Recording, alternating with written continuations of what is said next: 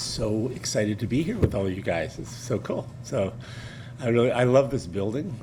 When I was mayor, this was a whole bunch of abandoned warehouses, and the province wanted to build Red River College's extended the campus, Notre Dame campus, and Jackie Thatchuk was the president, and she and I met, and we thought we really wanted to bring post-secondary education downtown.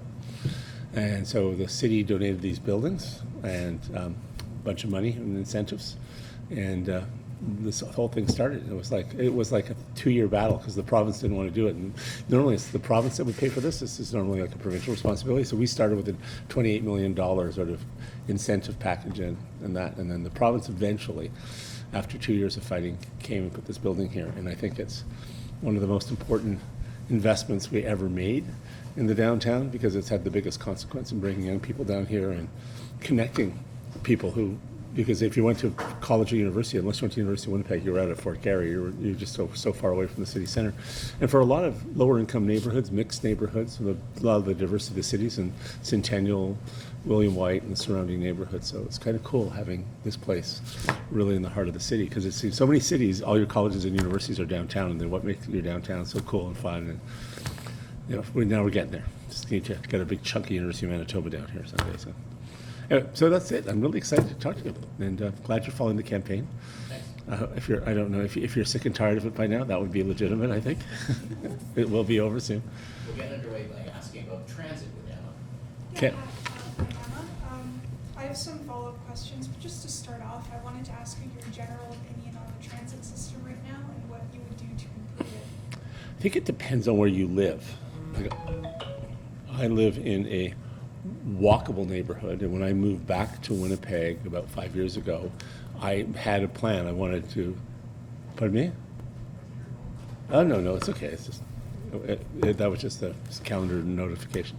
I wanted to live in a place where I could walk to almost everything I could get. So I moved to the corner of Lilac and Dorchester, and there's like the grocery store, hardware store, Chinese restaurant, Italian cafe, French cafe, bookstore, I said hardware store, just bakeries, bookstores, art galleries, like everything in 5 minutes. And so that's how cities used to be, and used to have what they call 15-minute neighborhoods, which is a little bigger. So so I live in an area that is very well planned for transit. It's like call it like transit-oriented development. It's grid pattern streets, it's mid-rise buildings, single-family homes, some tall buildings, and so I have 2 buses.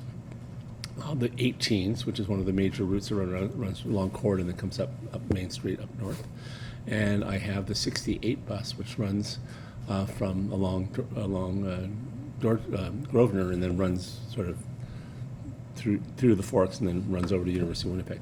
So that's sort of my life is mostly on those 2 routes, but I don't own a car, so I ride my bike or take transit. So they're both pretty good. The only thing that the very, very long waits for the 68, the 18 comes every 10 minutes or so, 15 minutes. But long waits for the 68, and it doesn't run on weekends. It's sort of having your local bus that takes you to the Forks not running on weekends. It's a bit crazy. So yeah, so I'd say it's okay. I'd give it a B. Thank you. One of your pledges was to replace all the current buses with electric buses. Yeah. How do you plan on paying for that? So this is a good question because you might have noticed there is not a single candidate who has in the city budget the money to build Chief Peguis Trail, if that's what they're about, or building Keniston Underpass. There's a $4.9 billion infrastructure budget deficit, which is unrepaired things that need to be replaced, like the Arlington Bridge, which is a biggie, the Portage and Main Circus, so the membranes, that's another $50-some-odd million. Some of the old river crossing bridges, like the Louise Bridge and stuff. There's a lot of very expensive things in the budget. And in the city's budget, what it says under the line for $4.9 billion is that none of these projects, none of this road infrastructure work is budgeted. And if it was budgeted, the city would be financially unsustainable. So this whole idea of anyone in this election, you'll notice 2 things. One, if you want Scott Gillingham on Keniston and on Chief Peguis, it's all going to come from the federal government or senior orders of government. And I'm trying to remember some of the other promises that were made. Sean Loney's no money down housing programs are pretty hard to do. They set up you can't, even $100 million trust, it's really hard to meet the complex housing needs just beyond the building of having a really successful housing program. So he doesn't have money there, though he would also say he has a full costing program, and he's done a lot of good work on that. I really like a lot of stuff that Sean says. He's a smart guy, and he's got a lot of good ideas. But so all of these budgets are kind of crazy. So what I'm suggesting is that this is about, what I'm proposing is probably in the $600 million range, I'm guessing, but because you don't know, right? Like, we haven't started to lay track. 6 to 9, depending on how it gets built out and how, 6 to 900 million, how it gets built out and started to get the first basic components of it. There is a federal program to buy 5,000 electric buses. We've only gotten about 100, and somebody thought it was a good idea. I don't quite understand why to keep buying another 100 or so diesel buses. I think we would buy 165 diesel buses and 100 electric, which is dumb, because why would you buy a diesel bus when its life cycle would go past the climate change target area? You want to get all diesel buses off the road by 2030, 2035 at the latest. So all of those promises are there. So what I'm proposing something a little different. One, I'm asking for 2% of the provincial, 1% of the provincial sales tax, which is equivalent to what some cities have many in the States, and that is probably a more likely ask than huge single one-off budgets, because Keniston requests to fund a widening of Keniston have been turned down by the federal government 3 times. So what I'm trying to say is that we need to get 1% of the GST. Now, someone's going to ask me, well, Glenn, if you don't get 1% of the GST, then I'm going to have to do what everybody else does, right? I'm going to have to find some way to raise revenues, probably property taxes, given it's the only revenue city source we have. Property taxes already overburdened. Property taxes cannot maintain the basic infrastructure of our street. But I've got a better chance of getting money for bus because the federal government's pouring tons of money into rapid transit. Hamilton, between the feds and the province, got $3.4 billion with a B dollars to build their LRT line. Kitchener's got almost $1 billion. Mississauga has gotten a ton of money for their bus rapid transit systems, and Brampton. Ottawa's on its 3rd fully provincially and federally funded Confederation Line 2 or 3, I can't remember. Vancouver, Calgary. Almost every major city in Canada has had to get their money for rapid transit mostly from the federal government, sometimes with the tag along or some matching dollars from the province. But that's just the reality for everybody. There isn't any candidate who's got a single major, multi-$100 million or more project, even if that's cumulatively street making, that has anything on a city government that gets one source of tax revenue called the property tax and only gets to keep 45% of that, 55% goes to the school board in the province. So this is the big joke, and that's why I'm sort of saying, like, the movement I've been involved in, I worked to get the federal gas tax transferred to the city, the 5 cents. So that's like $367 million in the next 6 years. That's real money. But that doesn't build any one of these projects. It wouldn't build Keniston, it wouldn't build Chief Peguis, it wouldn't build the transit corridor and the rapid transit system. So it's all a bit of wishful thinking right now. And there isn't anyone who has a better plan than I'm going to go cap in hand to the province and the federal government and ask for hundreds of millions of dollars. And that's the way it was like that when I was mayor, all the stuff we built. Some differences. This building was a really innovative partnership between the city and the province. We used hydro and a whole bunch of incentives and capital. We had Waterfront Drive. It was really cool because it raised the property tax base so quickly that you could build it. It cost like $12 million to build, and about probably $6 million in incentives for housing and an affordable housing project. And the rest of it was all net new tax revenue that was generated when the road and parkway were built. And it was all done that. So yeah. So that's sort of a long answer, but it'll answer about almost every capital infrastructure question you probably have for me, because that's just the reality for almost everything, which is the sad state of how poor our cities are. We get less than 10% of the revenues in cities that are generated by the city, the people and businesses of the city. let's move topics to roads. Caleb, do you want to take us away? Yes, thank you, Mr. Murray. I'm Caleb Duick. I'm covering the issue of roads. I just want to know generally what you think of the issue, and then I'll have a few follow-up questions. So for me, roads are what level of bumpiness do you want to live with? You know, what's your bumpiness tolerance? Because right now, I just saw a number the other day that if you could sustain the highest level of funding that we have right now, if you could sustain it, you would only get road repair and replacement on a road once every 100 years. So, you know, given that with winter here, after about 5 years, roads start to look pretty nasty. So we spend a lot of money building roads in an environment where it's very hard to build a road in a cost-effective way that is going to have much durability. And it is politically almost necessary to do it because people have such a low tolerance for potholes, and it's the cutest and most populist politics. On the other hand, Which would beg the question, of course, okay, if the issue is people's perception of the roads, how do you deal with that? well, no, the roads are legitimately messy and they're bumpy and they're full of potholes, but you have to set a standard. Like, you have to agree that this issue is worth a certain percentage of funding, and you're going to manage it as a priority at the expense of what else, right? And the only way I can see us getting ahead of this is by using new, more flexible, more advanced materials, whether they're composite materials or like a lot of the work that's been done with used tires to give flexibility so that the street is permeable, water goes through, it doesn't collect, and it's flexible enough, it's got enough give that it doesn't break so easily. So there's not really a lot of great solutions. And so so my view is we have to have a really adult conversation in Winnipeg about which roads are really important for safety reasons to be kept in the best condition, and which ones, and what other grades of standards of safety do you want? Or do you do it on the catch it before it gets bad thing? So here's the other problem. A lot of the roads that people most want to get fixed are the ones that are in worse condition, and they're the most expensive, because if you're going to fix the worst streets, it's going to cost you, let's say one block of the street might cost you $1.5 million to repair. So if it costs you $1.5 million, but if you caught it if the street was in not great condition, but was really clearly starting to show cracks and wear and seepage, and it would probably cost you about $200,000.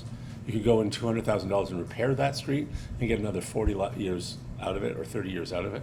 It's the question, but then you're not going to be repairing the worst streets. Some of the worst streets will just keep being really bad for almost ever. So, but you could do, $200,000, you can do 5 blocks of good repair and getting it back into a good state of repair, where if you're doing the worst streets, you're doing let's say 1.4 million, and that would be, you could do 7 other streets for that amount. And that's the tension, is it's really the worst political conversation to have, because it's the almost insanely unresolvable issue, Caleb? Yes, do you have a proposal for road renewal? It's a big issue for Winnipeg. Winnipeggers, have you figured out what you're going to do about the many roads that need repair, and all our issues of urban sprawl?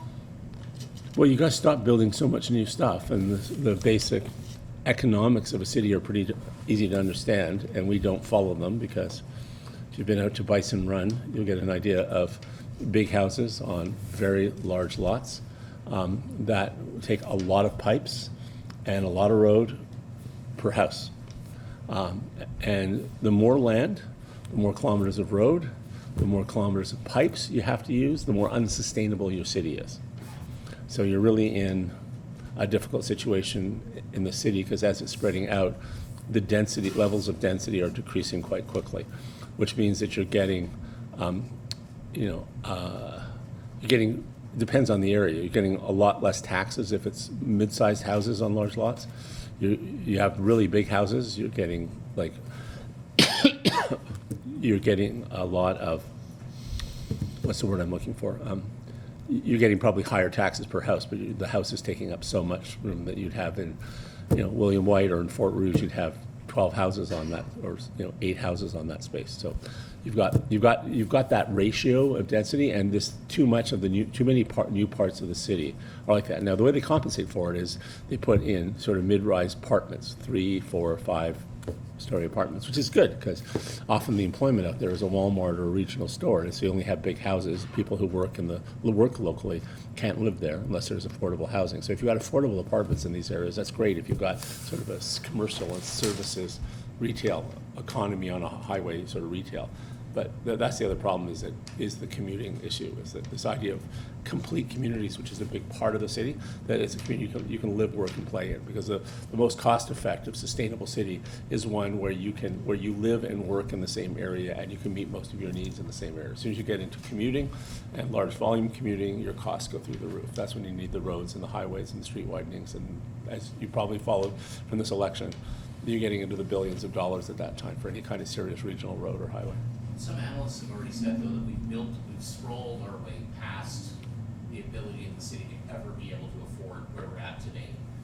Yeah, Do you agree with that? the city's unsustainable financially. It needs a radical kind of rethink. It's going to have to. I mean, you can't just build roads. You've got to re-engineer suburbs. You've got to have some of the suburbs, which are beautiful. You just have to make some of those streets through streets. You need to complete street connections.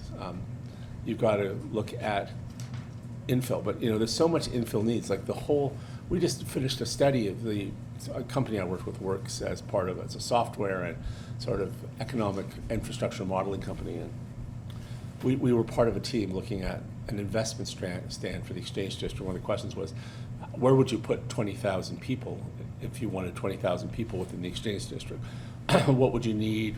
What's the best land and locations to put it on? Would you need a park there? Would you need a road there? What's missing? Well, you need a grocery store. How would you optimize the grocery store so it would be successful and convenient? It's sort of filling all that, and we did a whole bunch of sustainability indicators that were important. And so there's a sustainable indicator. You're in the study area. You can look at the whole Red River campus and what your values are, how these areas are all rated, how walkable it is, what the problems are. So it maps out and it looks at what's successful. Like 80% of the businesses in the Exchange District are William McDermott and Bannantine from Rory to Adelaide.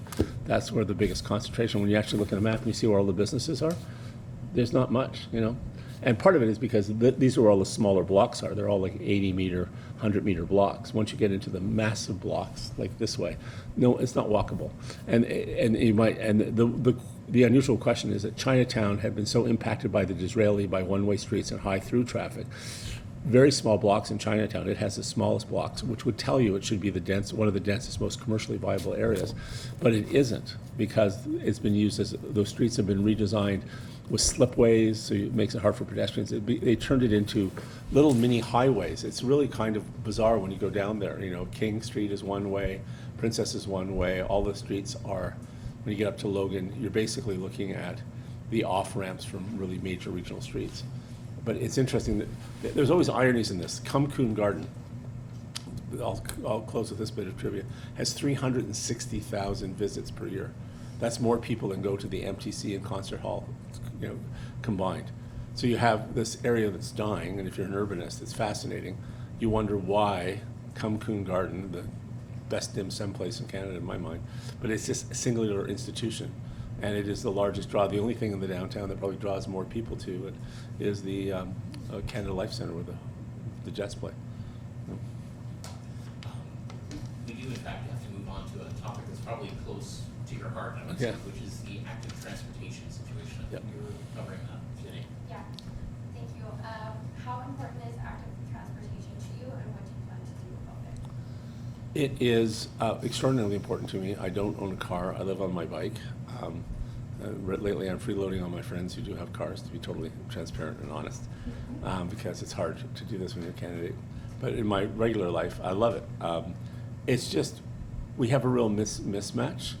We have not enough cycling infrastructure, and some of what we have is a little bizarre, like I've never seen, I've been through a lot of cities. You've ever cycled even in New York City and Manhattan or in Europe? It's 30-kilometer road with soft edges with usually the cycling at the same level as the sidewalk. And you don't have huge concrete barriers, but you do have marked, like posts and things like that. And here we've just massively concretized the entire thing, and we've done these sort of heavy bunker kinds of cycling infrastructure that you would normally find on like a major street like Main or Portage Avenue.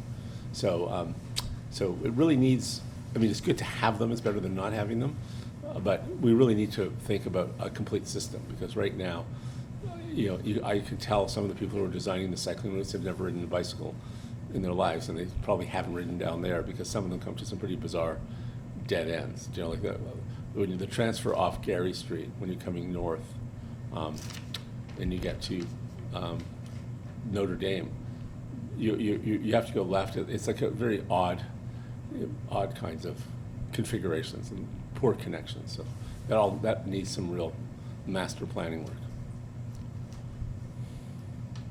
How come you haven't made any specific promises towards active transportation improvements? Well, I do that work all the time. So I've worked on the plan that's coming out soon. You're going to see an entire active transit strategy for this whole area, because that's part of what I do for a living. I've talked about the need to have a complete system, but I haven't had a chance to get into it in real detail. But and I've talked about it constantly. I didn't put out a policy paper except in the transit system to say that when you're building a rapid transit system, you're building a cycling system. It has to be part of it, and it has to be citywide, and it has to cover each area. So. And then, have you dedicated any funding? Not out of what's in the budget already, because there isn't much money for it. What I have suggested is that we make it a priority, and that a certain percentage of the public works budget be dedicated to it every year, which means taking on, because right now 95% of what we're building is streets and roads, and they're not even putting cycling in those roads now. Councillor Madallard has pointed out that the city doesn't even follow its own rules. So what my view is that there shouldn't be a cycling budget. There should be a mobility budget, and then you're building complete streets. So the same way that we don't have a sidewalks budget, because we just know when we build a road, we put sidewalks there unless there's some exceptional reason. So what I'm suggesting is that trees, cycling infrastructure, sidewalks, and roads all be part of a budget, and when you're planning one, you have to budget and plan for all of those components on the street. And in some cases, if it's transit friendly, that there's some transit priority and transit infrastructure there. So it should be one system. This idea of building this piece or that piece just makes no sense to me. But we've been so auto-centric that everyone sort of says, well, we're building roads, and then everything else is an afterthought. Well, I guess one of the concerns is that there's a significant safety risk with some of the active transportation areas right now. If you drive along Sherbrooke, for example, the way that it cuts off, you're separated for a bit, and then suddenly you're just painted lines on the road. And in other words, you're in mixed traffic, drivers being drivers. You kind of, it's a bit. It looks like it's been a bit begged, borrowed, and stolen as a transit system. So there is very little in the way of integrated planned transit. There's just very little right now, and very little planned. Active transportation. If just very little of it is integrated. It's just not a system. So I mean, it's the same way we don't plan our rapid transit lines with our highways, which is kind of stupid, because one of the reasons you want to have rapid transit is that you're pulling people in cars. So if you're not looking at optimizing rapid transits and making the neighborhoods around it highly walkable, and you're not sort of aligning it, like, let's say, if you're going to align it with Pembina Highway, then make it so efficient and aligned that you'd much rather get on a bus if you're in Fort Richmond or St. Norbert than get in your car. But that means that you have to have an integrated route, and the buses have to be running fast enough and frequent enough that it becomes a viable option. There has to be enough of diversity, enough of higher demand destinations for the people for people who come from that part of the city, because a lot of our bus routes should be oriented to routes out of your neighborhood that are aligned with the most common destinations that people who live in that neighborhood have. And that's a challenge, because then you get into when you get into high frequency service, that's the thing we're trying to get to. Like, that's the most important thing. Again, I'm talking a lot, I shouldn't be. No, it's okay. But there's some in the cycling community, anyway, have noted a bit of a contradiction, because you are an urbanist type person, you come from that background, and not seeing any policy on active transportation in your pledges so far. It seems a little out of whack, to be honest. Well, I did Ontario. I mean, I've done so much of this. I did Ontario's comprehensive cycling strategy, and I should put something in it. You're right. We've just been dealing. I'll be really blunt with you. We've been dealing with all of the hot issues that there has been huge demand for: mental health and addictions, housing, transit. Those issues were the ones that were most apt to. And my view is just that cycling is like having a sidewalks policy. It should just be everywhere. And my attitude towards it is, there's all kinds of things you need in a cycling strategy, and it's just quite simply just overwhelmed with everything else right now. We're just, we're putting up major policies that are very complex, but. Great. Let's move on to one of those areas then. Okay. Homelessness. How important is homelessness to you, and what do you plan to do about it? Well, I worked on the street for about 8 years as a street outreach worker, working with HIV and addicted kids involved in the sex trade, some pretty difficult situations. And I fostered kids, Michael in particular, because there's no place to take them. So you quickly understand that not having a key to a safe place to live means you don't have a key to anything.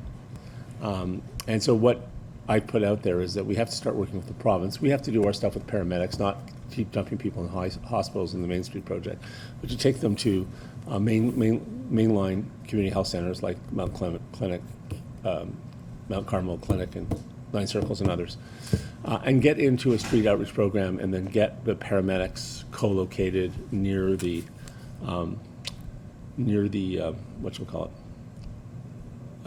the community health center, so that they're developing this relationship with the community health centers, and people are coming into a facility where they can do total care and take care of people in a way that is holistic and includes supportive housing, psychosocial mental health supports, as well as physical health. And hospitals don't do that. Hospitals have long waiting rooms, they're expensive. Paramedics go there, they wait for a long time. They're not interested into a community support system, they're not into organizations that have housing. The other thing is it's just having a complete and holistic support and care and treatment system. So once you've got housing, then if you get into a detox program for addictions, you can get into it quickly, and then you can get into into treatment and recovery, and then into supportive housing, and back into independence again, and employment or income support. And that whole thing is so obvious. It's just been said over. It's like cycling. It's so obvious. You get to the point where you get sick and tired of saying it, because everyone asks you what has to happen. But it's spending money. It's putting the budgets together to actually have a complete mental health system. Because right now, if you've got a mental health issue, you're kind of stuck. If you have to use public health, publicly funded health care, the amount of mental health services is really limited and very hard, and you have to wait like a year sometimes, or 2 years to get in. And people with mental health challenges are often struggling to keep employment and income, so that's kind of ridiculous. But if you have physical health issues, you take your little, what is essentially a credit card that's paid for by the government, and you go in and you purchase all the medical services you want that are covered by Medicare. And we need to start treating mental health with the same completeness of service that we do physical health. And that is going to involve money and trading a lot of people. So you pledged to build a service picking up people in life-threatening and bringing them to 24-hour health services. How much funding were you Good question. Right now, we are looking at that being built in as a secondary service as part of the firefighters and the paramedic services. We would have to reconfigure because right now we have a lot of, we're buying big expensive fire trucks that are very expensive. And we don't have any vehicles. So these are much less expensive vehicles. It would mean redeploying people or creating a second response unit in each of these stations where you could do that.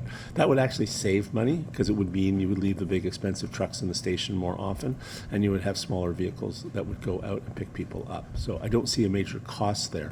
You would be redeploying some of your fire paramedics and folks to do that. During your last term, what initiatives towards homelessness didn't work, and what would you do differently? What didn't work? Well, I think what didn't work, and it wasn't as acute a problem there, was connecting housing to mental health supports. So we were really successful in the housing stuff because it was neighborhood-based. People came up with their own, people go in and organize in the community. People would create their own housing plan for their neighborhood. So they decide whether it was co-housing or they wanted co-op or they wanted sort of more traditional public housing. We needed rent geared to income. Where people were underhoused, did they not have enough bedrooms and stuff for their family? People who were homeless or unsheltered were not neighborhood lists. So how do you meet shelter needs for them within the context of a neighborhood? And then that plan would go be approved by city council and funded. So you funded plans and you supported plans, and that program really worked. And that was mostly run by the city, developed by the city, but funded mostly by the federal government and secondarily the province. And again, we go back to that almost everything of consequence that we do is funded by another order of government, constitutional order of government that has corporate tax, income tax, sales tax, all of the big ones. Which, I mean, there's a horrible challenge in the financial inadequacy of what cities are today. It's really kind of hard. That's all my questions. So with the PST, which is what you'd find in most U.S. cities, why would I be pressing that? Because people say you're tilting windmills. It's never going to happen. That's what I heard about the GST. But short, you need about $250 million. And this is a growing revenue stream to do all the stuff that we just talked about, like to actually do all these things properly. That's one. Right now we get $125 million from the province, which is a operating grant. It hasn't gone up in 7 years. And I like to give that back and then get a growth revenue. So they have a growth revenue. It's growing with the economy. If you do some smart investments commercially, you'll incent that. You can really kick up that revenue stream. But I mean, it's just no one's having the honest conversation. And this whole thing sounds almost like a satirical election in some ways, because it's satire. It's people sitting there saying, we're going to put taxes up 6% or 5% or 4%, and they're only talking about the first year because they know if you're going to start building Kenniston, it's not going to be $47 million. It's going to be $1 billion, and you got to maintain it and repair it.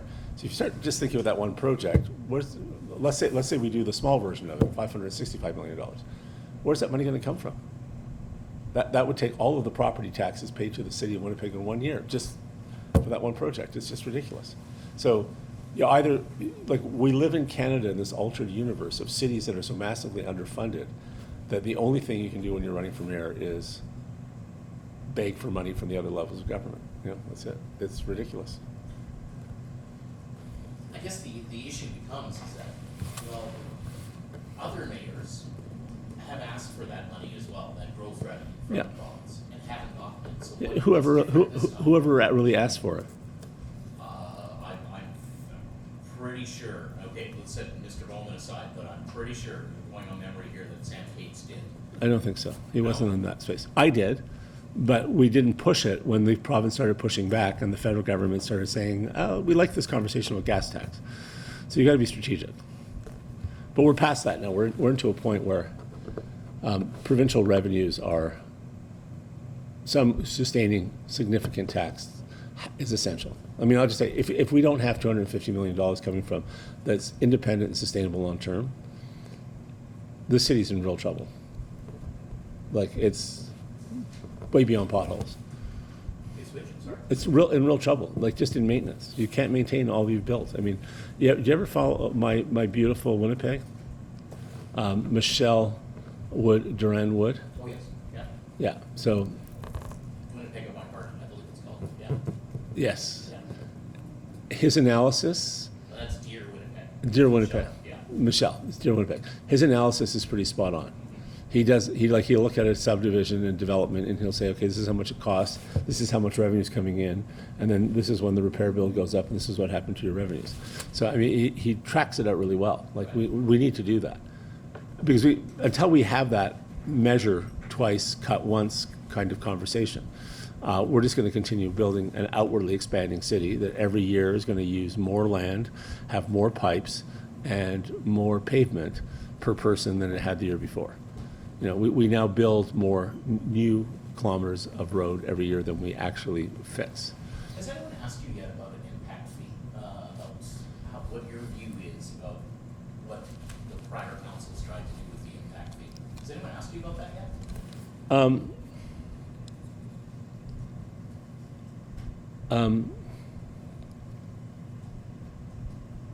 Has anyone asked me about that yet? I don't think I've heard it mentioned. Yeah, I've talked about it. I've talked about the legal version of it now that the court case was lost. And Sean Loney has also said it, and one other candidate has talked about it, I think. Yeah. But yeah, it makes sense. But it's just, again, it's not a huge amount of money. It's like $27 million was coming in a year, and that's good money, but it's not, you know, that builds you some roads, but not, it's important, it should happen, but it's not. We're getting down into our last couple of minutes here. We're going to jump into the Winnipeg police budget, which has been Yeah. climbing over the last number of years to 27% roughly of the operating spend from the Yep. city every year. I'll turn it over to Sierra. Yeah, for sure. So I was just wondering what your general thoughts and feelings towards the Winnipeg Police Force and its budget are right now. Sorry. I just have to, little emergency. Give me 1 sec, sorry.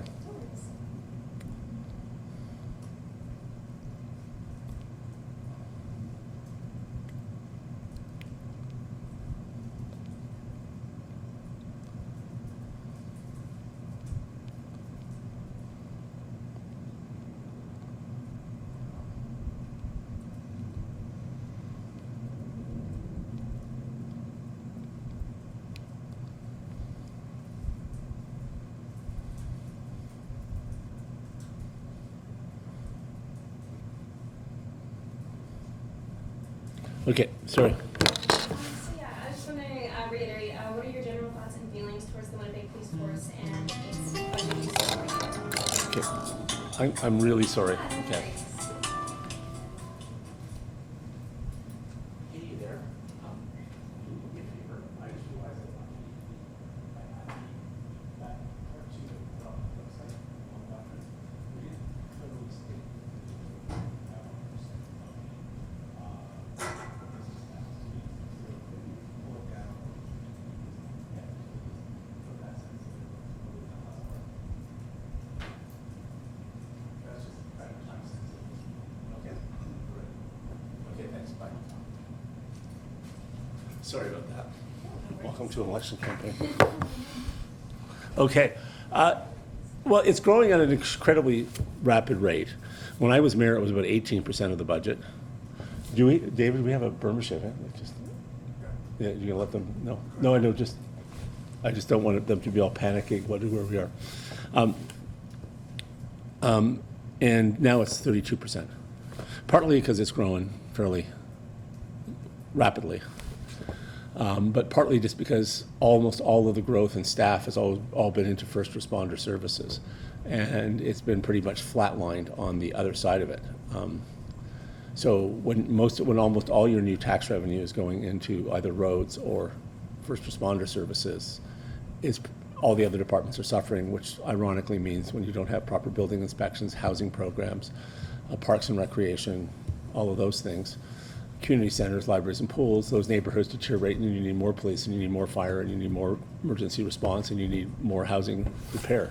So that's kind of the vicious kind of circle of what is going on right now. But then we live in I mean, part of the problem of politics, the hard thing about politics, isn't knowing what the right thing to do is. It's knowing how to actually get it done.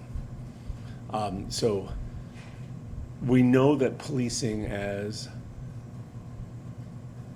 the foundation of neighborhood safety and stuff right now is not realistic anymore. It's not doing that kind of job. Is it important with a city with violent crime? Yes, because when someone's pulled a knife or a gun, the only person who should probably be there between you and them is someone who's a properly trained police officer. And I mean properly trained, because there's lots of places, lots of problematic police services and to different degrees. And there's some challenges with ours. But how you shift and change the trajectory is really hard, because the public is really divided on it. And there is at one end, sort of the defund the police movement. And at the other end, there is the sort of law and order movement. And a lot of people in between with some complex opinions on it.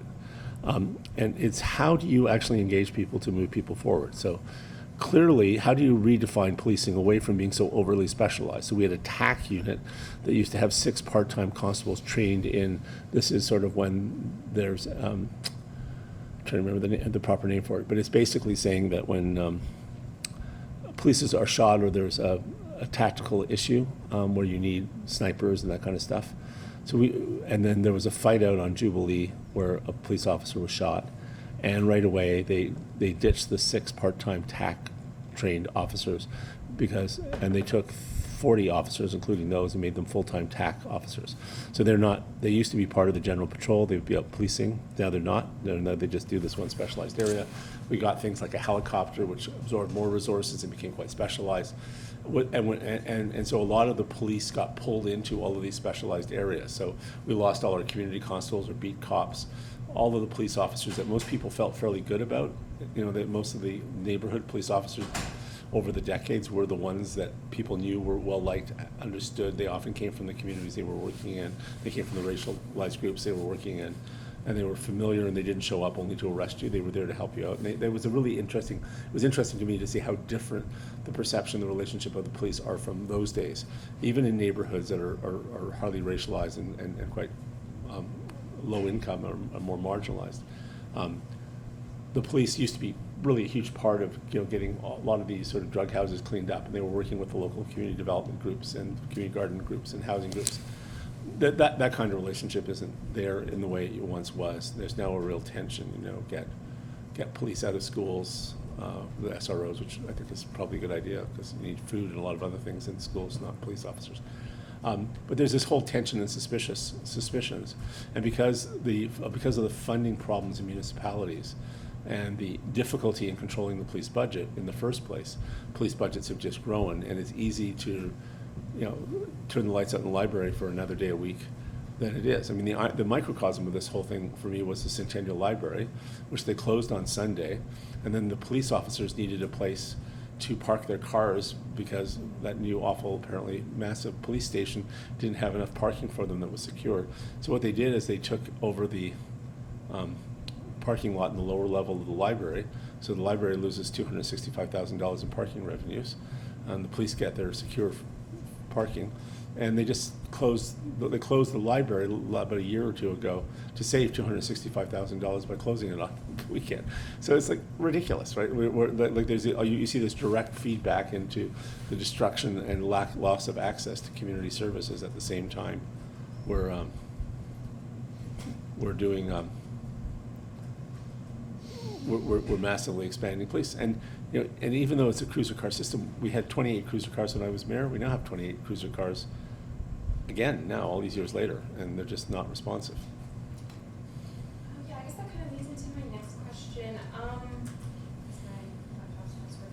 Do you think the mayor is responsible for the negative perceptions that some citizens have towards police, and by that I mean fixing that negative perception, or should that be up to that separate entity of the police force? I think we have a really hard conversations, and I don't mean one, to have in the city in the coming years. Because I don't think we're having an honest conversation yet about this. Policing is a really dangerous job. It can be really horrible. You see some pretty traumatic things. And a lot of people who do that job do it really well and are really respectful of people. There are lots of people, I experienced this as a kid, when I was gay, I come out of, queer bars in Montreal where I was growing up, and I would see the gay bashers come down inevitably with the pickup trucks, and go after, try to beat the crap out of us. And we'd run like crazy, and I sort of grew up as a little kid saying, well, you run to a police officer for help. My experience was, no, you run to a police officer, you're gonna get roughed up and called a fag and pushed around and have your head slammed into the car likely and stuff like that. So it was I never grew up with the idea of the police being that much different than the people who beat me up. They were just more people who beat me up in big vehicles. But that's not true for everyone. Like most of my straight friends who grew up never experienced police. Maybe they had bad because they were smoking dope and got caught and really pissed them off. But they didn't have that. And I don't know how women deal with the mostly male police force. I've never experienced that myself. I don't know how Indigenous people, I know in the sense that I've heard in my circle of friends and people I work with. But I don't, the cultural kind of context for how you react and feel and what you perceive and how anxious or safe or unsafe you feel, those are very complex things. And how you think how do you have police officers and how do they get out of their really buttoned down isolationist culture, It's just really hard right now to imagine that it's going to be very easy to build some bridge between police officers and a young emerging Indigenous population, BIPOC population, but queer population. But that's we have to start thinking about ways in which we engage. It's the mayor's job to do that. It is, but I was in, it's interesting how things change. Like I remember going to Gay Pride in Toronto, and it was kind of interesting because the first time I went, the police were never around. You couldn't get a permit, and if they showed up, it was never a good thing, and they were pretty anti-gay.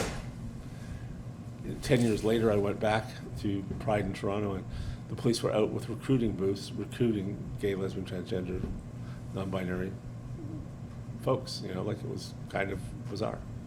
And now you go, and people are starting feeling really good that the police were actually engaged. 10 years after that, get the police out of the parades, and Black Lives Matter started, which is an important movement, and it stopped the parade, and it was like, we don't want police anywhere near it. So, I've seen the police police are the people who beat you up.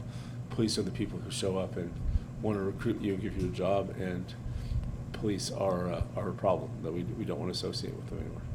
So it's complicated. And there's a lot of very real issues there. Police are exhausted. They have tough jobs. It's also pretty patriarchal and ugly, and we have systemic racism everywhere. It tends to breed more in very hierarchical cultures. And how do you bring people who are what's the word I'm looking for? Who are in what would I call it? Who are in sort of that police culture to actually break out of that, and how do they ever get accepted or included, and how do you get past those huge cultural walls and idea of status and behavior? It's pretty hard, I think. I don't see it slowing down. I think that police are becoming less relevant and less wanted and less supported in some communities, and I see in other communities, and including, there are many communities which are lower income communities, and where you would expect to see people who would, if you believe in sort of the narratives on television, they would be the communities that would be most opposed to police. But often, because of the crime rates, they most want police in their area. So there's all kinds of, the Democrats found that out with the black vote in the United States when they went very anti-police. The Democrats didn't do very well. As a matter of fact, Joe Biden, who was Mr. Pro-Police, won most of the black vote in the primaries and in the election, and that was kind of interesting to me, because it was the more liberal, academic, fairly educated, more privileged Caucasian folks that were more on beating that drum, than it was people who lived in those communities, which is, to me, kind of, and I'm not sure how much that is true, do you know what I mean, in the sense, but, it just, when you listen to a lot of people talking about it, it's hard to sort of get through this kind of stuff. Like, it's hard to have these conversations because it's just, J.J. Harper, I can understand why a lot of Indigenous people I know don't want to be near police and will never want to be near police, And I know a lot of police officers that are really good people who have trouble processing that, have trouble sort of saying I'm persona non grata, and a lot of Indigenous people who say, I can't understand how any of you would want to have someone like that in your neighborhood. It's just, some people's experiences are very, in the last 20, 30 years, this experience of Indigenous people has been so brutal and racist, and the police have become so isolated that those two cultures now in the city needs a lot of work to open up dialogue. We need, Mr. Murray, I'm sorry, we need to move on to our last thing. Oh, I'm sorry, I'm talking a lot. I'm just very tired, so I just ramble. I apologize. We totally understand. We don't want to prolong it for you. Yeah, no, I don't want to prolong. You can just kick me under the table. I'm talking too much. Go ahead. Falcon, take us away. Yes, hi, my name's Kelvin.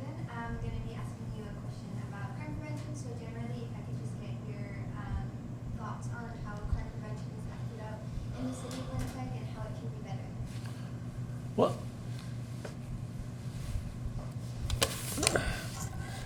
to me, it is primarily busy streets, lots of eyes on streets. It's concentrations of people that keep neighborhoods safe.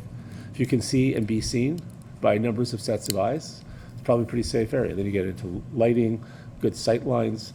Like if you walked, when you walk past the blank wall, one of the problems with the concert hall and all the area around the concert hall is you've got blank walls, you've got big Tyndall stone blank walls, and you can't be seen or be seen. So having active streets with lots of restaurants, lots of storefronts, shorter blocks that are more walkable, really good lighting. They have a program in Philadelphia called Lights On Upstairs, which is all that you have actually lighted.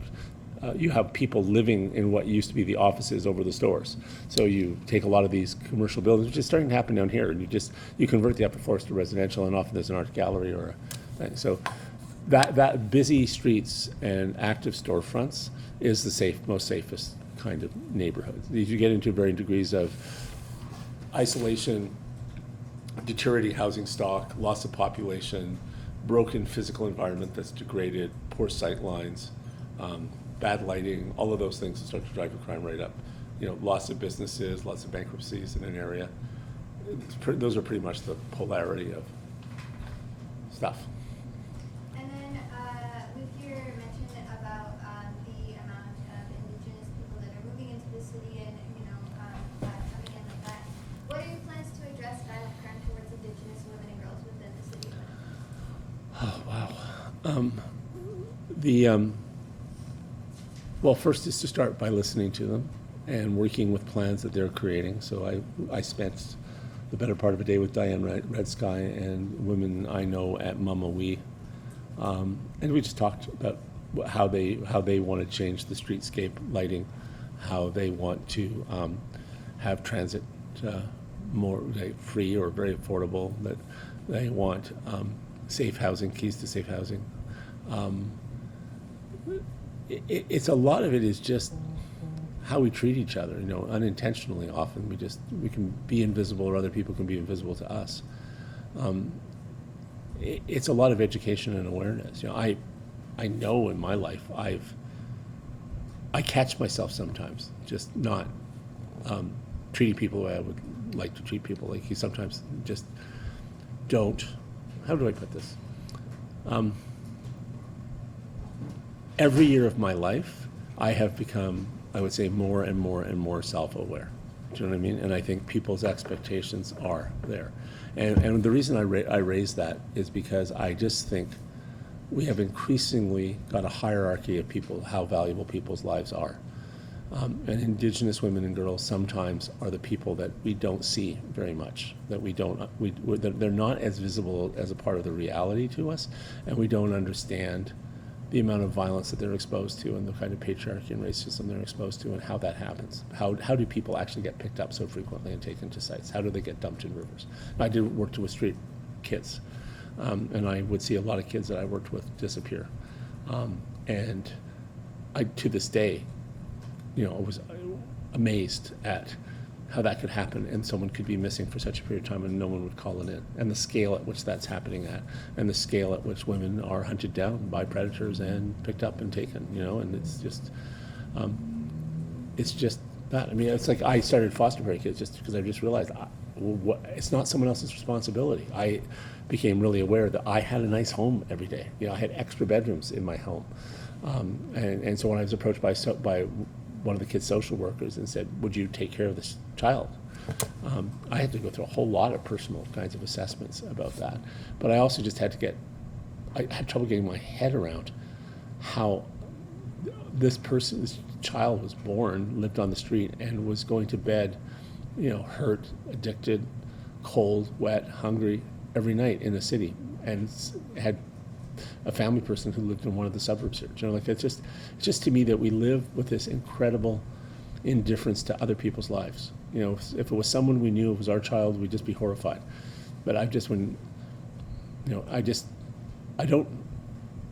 speaking out on it is really important to me, acknowledging it, making it visible, and trying to ensure people, just getting the opportunities, getting enough housing built so everyone has a key to a safe place to live, providing the financial supports or the employment opportunities for people to actually own their home and maintain it, and yeah. And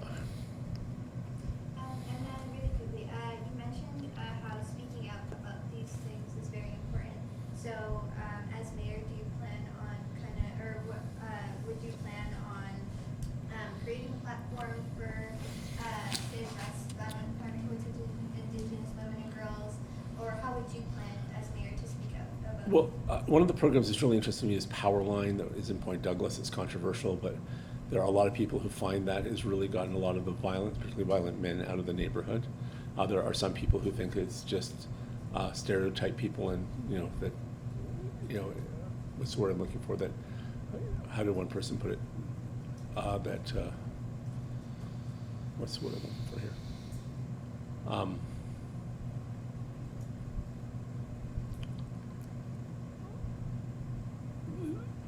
That it's unfair to target houses based on what people in a neighborhood say, and other people who are saying one of the only ways to get that neighborhood safe is that people who live in there can identify the problems and the crime in the places they feel unsafe, and then the way the police may intervene. That's a very strong program running in Point Douglas. It has a lot of fans and a lot of supporters, and it has its critics and detractors, and I think that's a real challenge. It's just, it's just listening to people and being patient and listening long enough to learn is what a mayor has to do. And that is not always the easiest thing in the world, because people expect you to act and lead right away. And these things, people have to have, getting out of poverty is not just about having money, it's about restoring choices. Poorest people in the world have the fewest amount of choices to make, and their survival choices. And missing and murdered Indigenous women need to have the resources, have the supports, have the sense of community, have the incomes and safety. I mean, I'll just say this in closing. When I was mayor, there was a 911 call to elderly Métis women in the North End. They phoned in 7 times while someone had been stalking them for 3 days. No one responded. One woman was killed. They still called 911, and the other one was attacked and killed, we believe, while she was calling 911. And this went on for 7 hours. And that was in the North End. Had that been in Point Douglas, then the woman's voice and sound had been particularly different. I would dare say that would have never happened, right? Just because and it wasn't like the person who was the operator would have seen themselves as overtly racist. Do you know what I mean? They just culturally were so used to certain contextual types of calls, they just don't respond in the same way. And that's because there's poverty and sometimes there is racism. They'll hear a voice that they think is someone who is not, easily articulate, or maybe is not sober, or is having some sort of crisis and it's hard to understand. They just don't respond in the same way. There's some I mean, I always find it interesting to look at had that. I mean, just simple things like we used to do invitations in neighborhoods to big community events or community meetings or recreation events. And I would notice if I didn't put in specifically Indigenous people are invited or some sort of reference to that, they wouldn't show up. And sometimes when you actually have to really go to do proper outreach and proper invitations that make it very visible that everyone's welcome, that people who are often underrepresented are welcome, that they just don't feel welcome. And it's an area that it's an area we have to pay a lot of attention to. It's like, how do we communicate with each other? How do we mobilize? How do we bring people together? How do we start dialogue? How do we realize that it's not just about, everyone was talking in the last Mayoralty about equality of opportunity. It's a lack of equality of condition. If you don't have the same health, if you don't have the same income, if you don't have a safe place to live, your conditions don't allow you to participate in that. And as long as there's inequity, especially among Indigenous women and girls, especially those that are vulnerable, if there isn't that minimum equality, if we can't create safe enough conditions for those people, like the basic things that all of us take for granted, we're never going to move forward on this. And that's a hard thing. I mean, to me, it's so clear and obvious and the right thing to do, but it's hard to get people to get their head around that. Thank you, those are all my questions. Thanks. Mr. Murray, I have one last question. Yeah. I read conflicting things. Are you raising taxes next year? Okay. Just one sec. Sorry. Hey, David. Hey, Glenn, how you doing? Good. I'm assuming you guys are on the way? Yes, we're just leaving now. Okay, I figured Dave might be driving. We got a really good group here, and the firefighters here for a while. So Okay. I don't think you're too far away, are you? No, we're at Red River College. We'll be there in how long, David? 15. 15. We're gonna. 20 minutes. Depends on traffic. Depending. Yeah, we got a good group here. Okay, we'll get started without me. I'm at the college in a student thing, so I can't. Okay, we're en route. Bye. So I have to leave. I apologize. Did you have one last question? Oh, I'm Are you on. raising taxes next year or no? Yes, but not residential property taxes. Other like the business tax we're going to raise, which is what I announced today, But property taxes will stay, for 1 year only. is that the current budgeted level? In other words, is there already one on the books for 2.33% for next year? Are you mixing that? Well, we were starting with a fresh budget next year to bring additional revenues on. So right now we'd be starting at 0, but yeah, Okay. Thank you. but yeah. Thank you both very much for your time. Very, very generous with your time.